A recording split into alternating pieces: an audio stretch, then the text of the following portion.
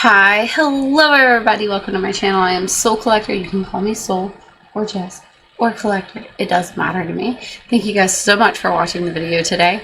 Today we are talking about the 3-game comparison, Bioshock 1, Bioshock 2, and Bioshock Infinite.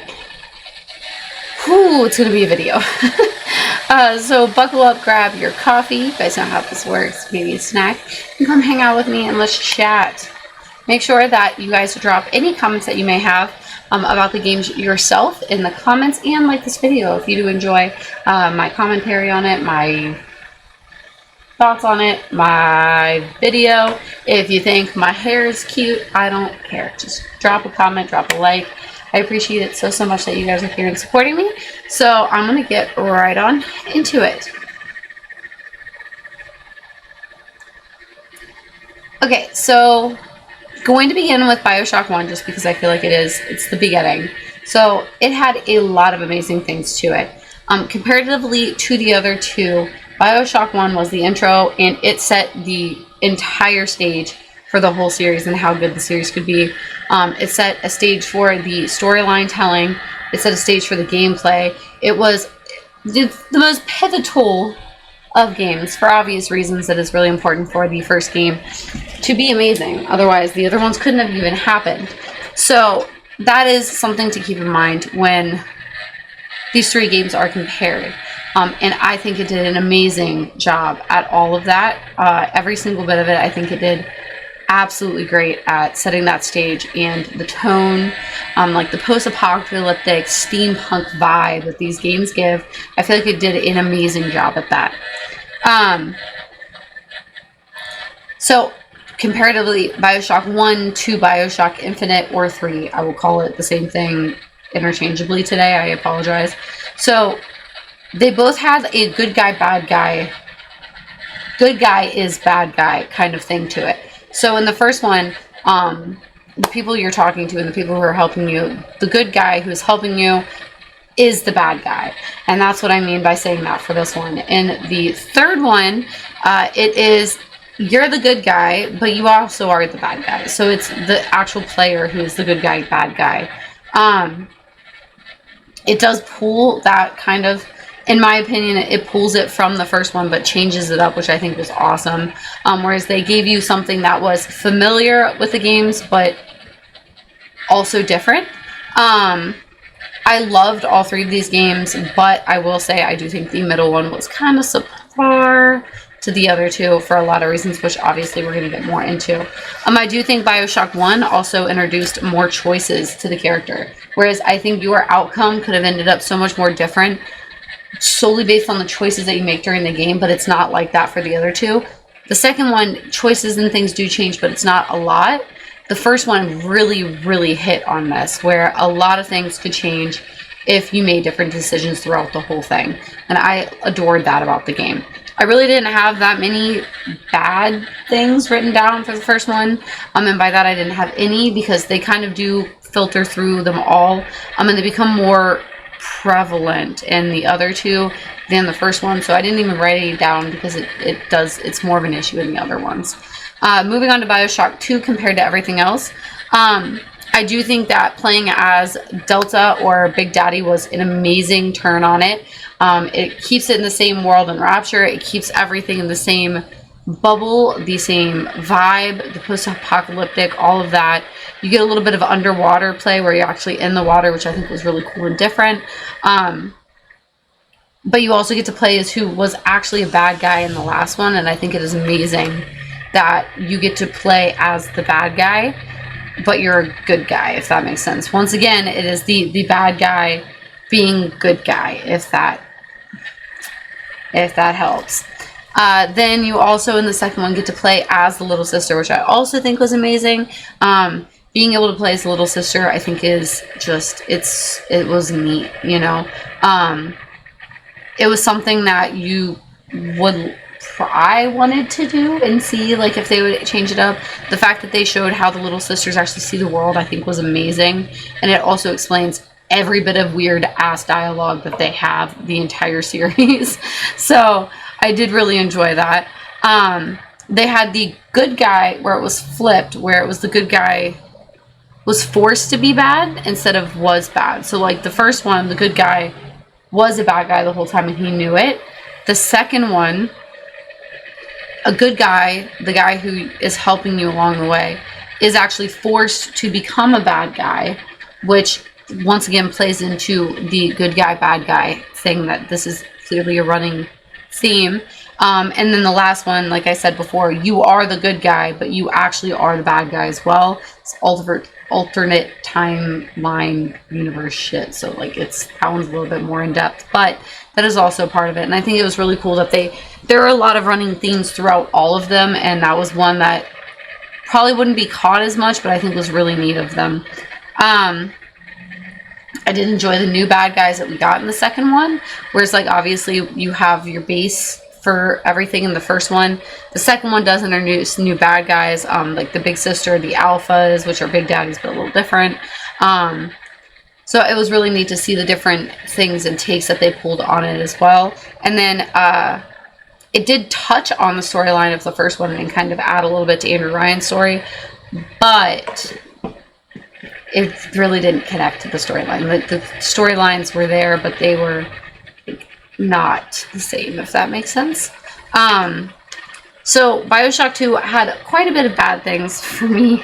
I had a lot of game crashes. No idea why, still can't figure it out. I did get it worked out, but I was getting game crashes constantly where I actually think I had to put an additional like 4 hours into the game replaying content that I had done, but the game crashed on me and I had to restart.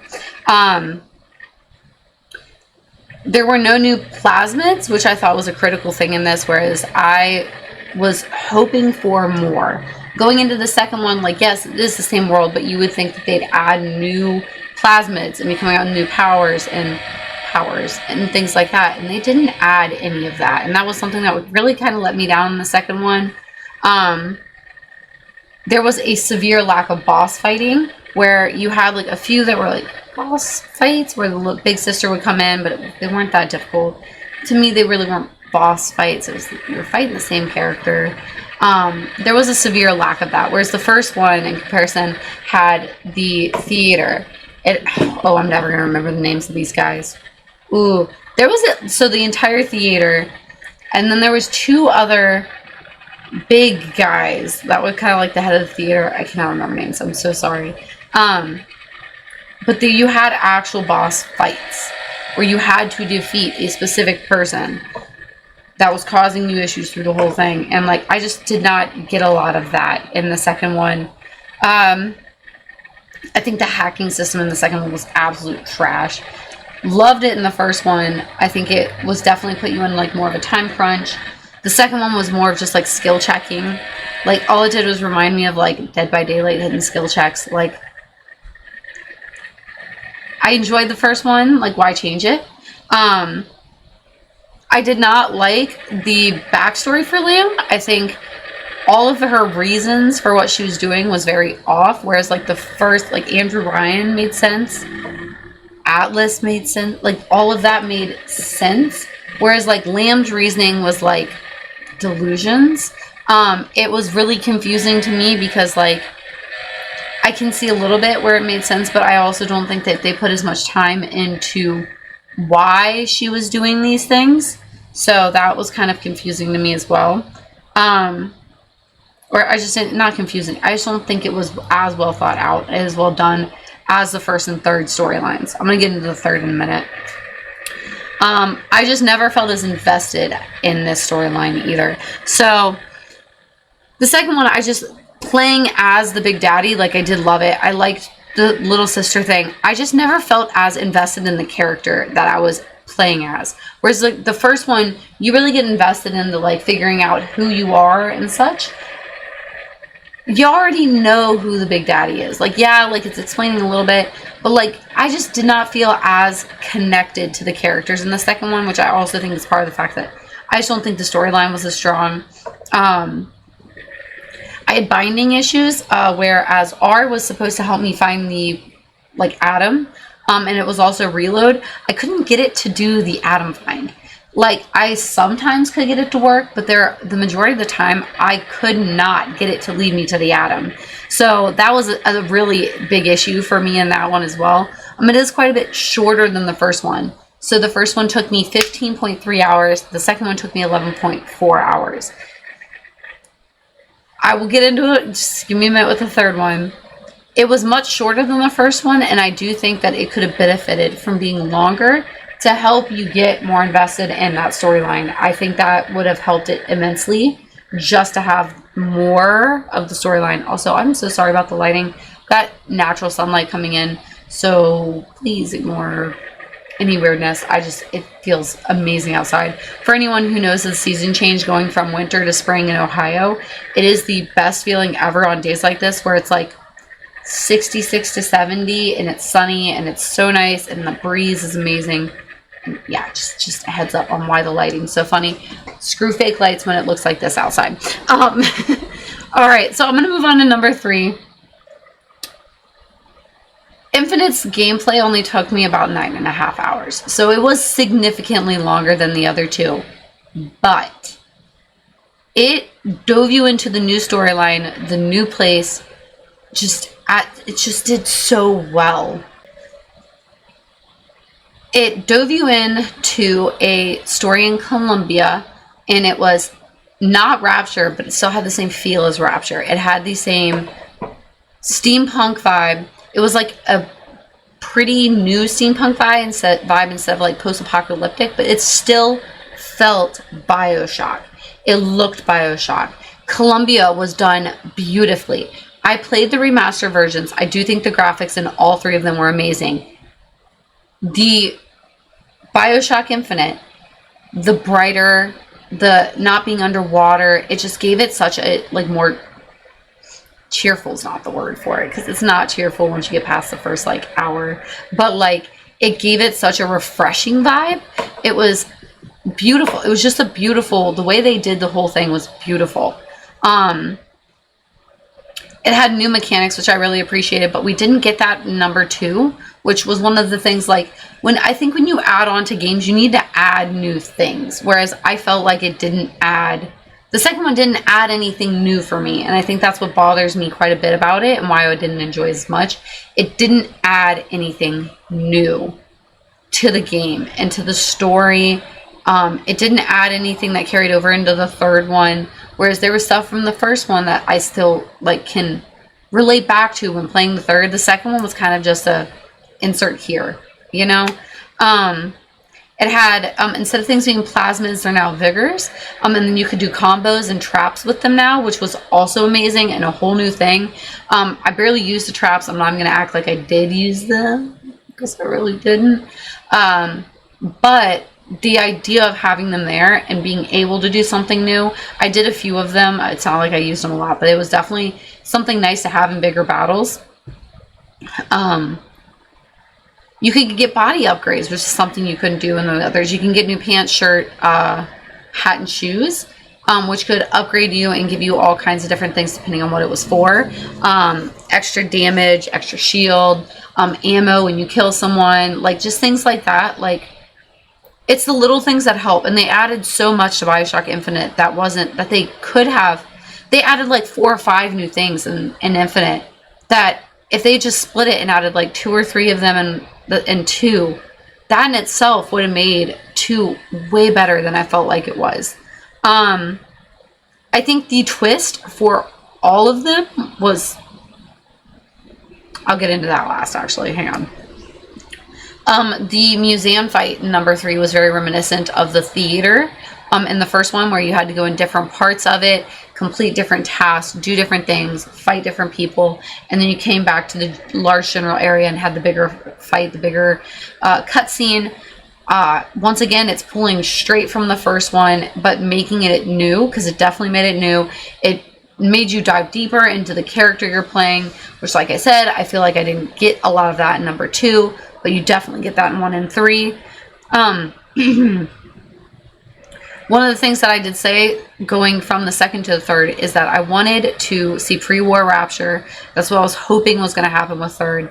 And then I also wanted to play as the little sister a bit more, because I thought it was a really neat concept of seeing the like how they saw the world. I thought it was really cool that they did it that way. So I thought I was wanting more of that.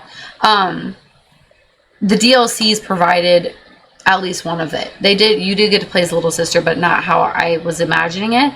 The DLC, you do get pre-war rapture, which I think was amazing. They did it by doing time, like walking through doors and timing back and tears, utilizing the gameplay and the way that the number 3 was set up.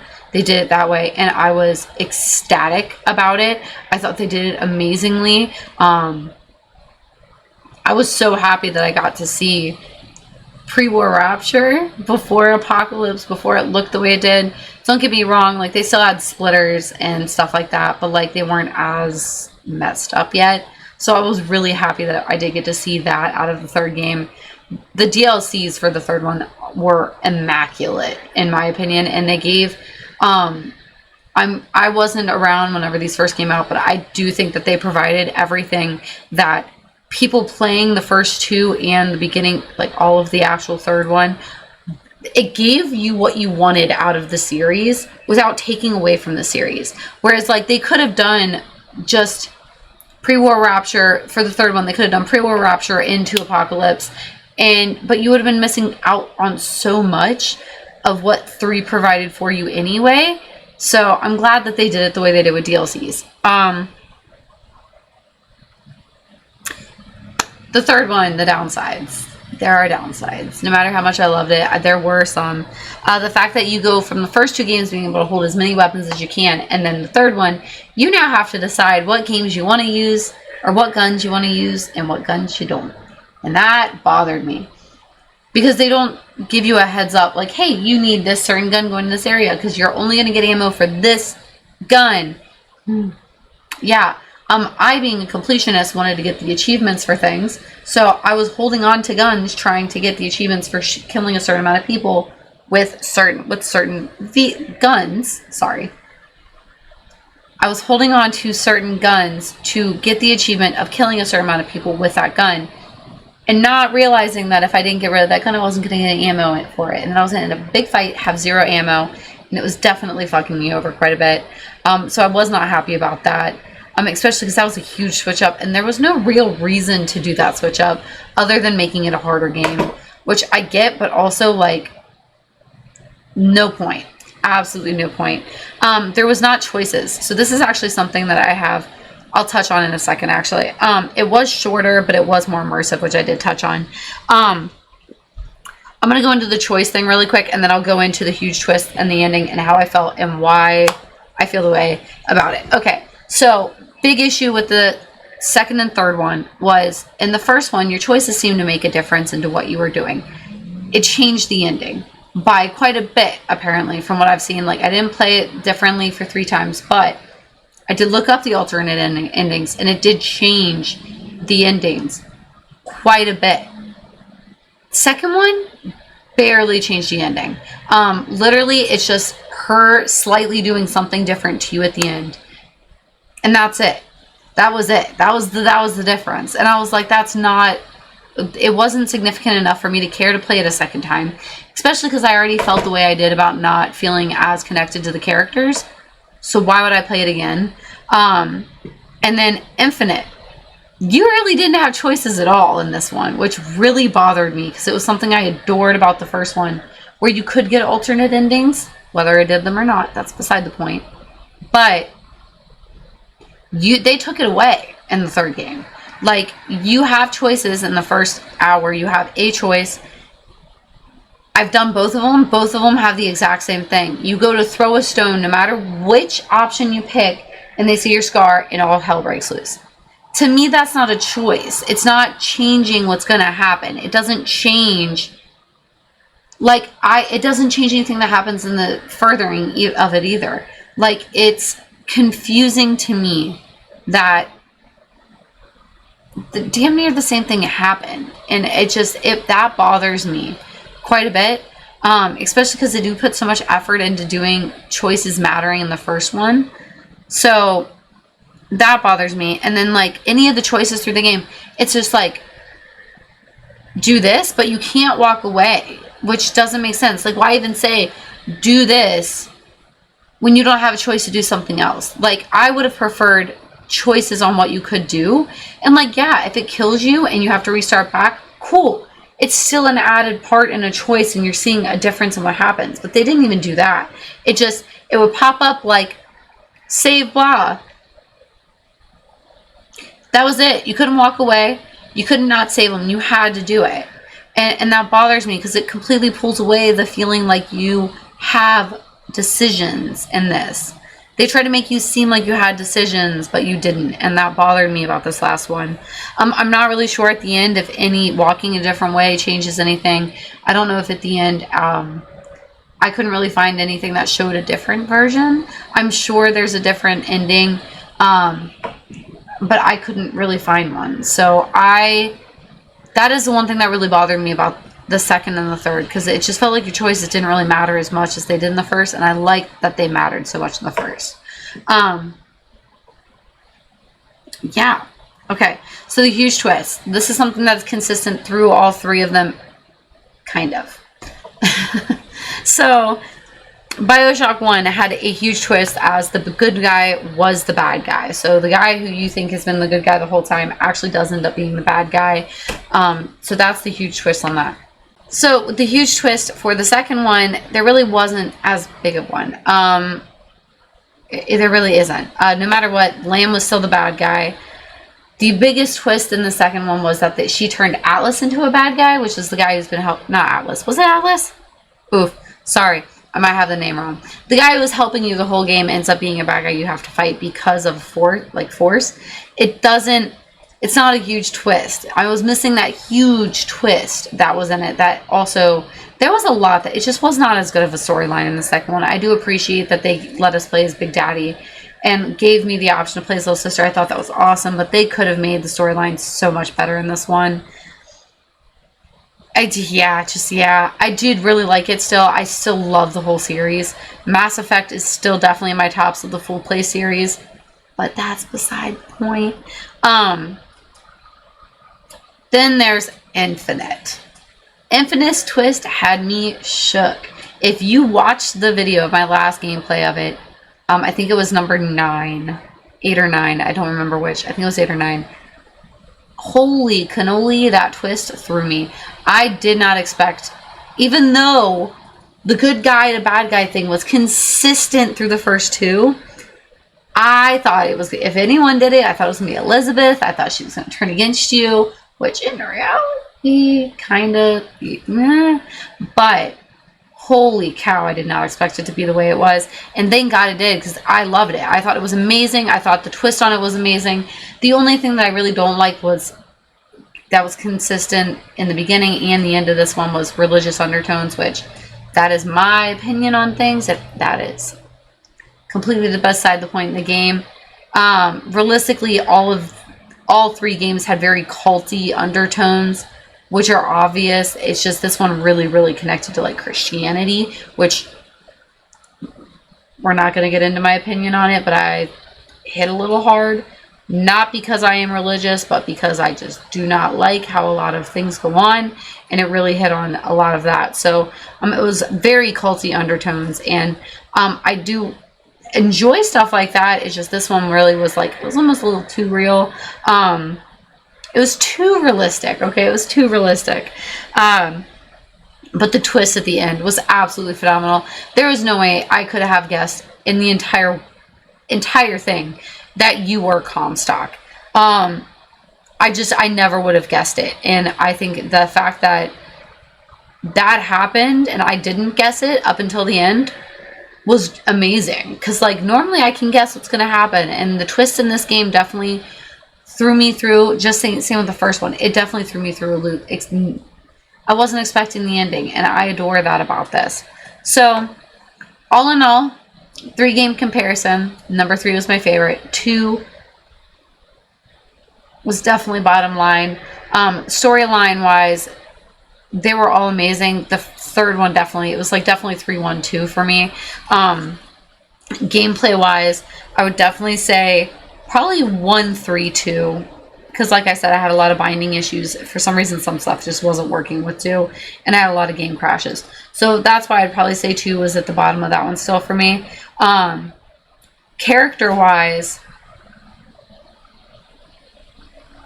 probably a 1, 3, 2. 2 across the bottom, I think, was just bottom tier. And I know, I hate to say that, but DLCs added in. We added in DLCs. DLC 1 and the first DLC for the 3rd one, you're getting top C's. I loved it. I absolutely loved how they did everything. But on that note, that is my full series wrap up. We are starting a new series. We will be finding out tonight, actually, what series will be happening from here. So I have a vote up currently in my Discord for my new series. I think it's between 5 different things. I think it's like Spyro, Resident Evil, Sherlock Holmes, Amnesia, and Call of Cthulhu. I am letting my viewers and my Discord fam decide on what it's going to be, and it is completely up to you guys. It is viewer voted. So please, if you would like choice in my next series, not the one coming up, obviously, because that starts tonight. This isn't going to be up until way after now. Like 2 months after, I think. So my scheduling's a little bit out, and I'm kind of killing it on getting my YouTube videos up, which is very exciting, because that was like one of my yearly things, is to make sure I'm getting consistent uploads, and I'm doing great at that. I'm really happy. I've been working on that well. But it starts, so I'm obviously not going to be able to do that tonight. So thank you guys so much for being here and just being here. If you did enjoy the video, please like, please subscribe. It does help me. I would love to get a personal URL here on YouTube. That way I can start really even working even more and promoting it to my viewers and everything. As well as, if you did enjoy, please comment, like, share my videos. If you thought my opinion was stupid, share it with someone who will tell me off. It helps me either way. I really appreciate it. And if you do enjoy time lapses and game series, this channel is a great channel for you. I do full game playthroughs of small little indie games. I do these series, which usually last quite a bit, obviously. And then I also do painting time lapses and art time lapses, which go up every Friday. The other ones go up Monday, Tuesdays, and they're just as I'm getting them done and up. They just go up as they can. So I really appreciate you guys being here. If you made it to the end, please give me a nice thumbs up for making it through this and not having to stop to drink at all through it. Thank you guys so much for being here. I really appreciate your support and you guys being here and hanging out with me. And I look forward to starting my next series and seeing what you guys think about it as well. Thank you so much. I will talk to you later. Bye. When Matt comes to America, do you guys want to have a horse? Wow, I didn't know they had a place with all my exes in here. Oh God, no! Like white smoky stuff is like just straight into you.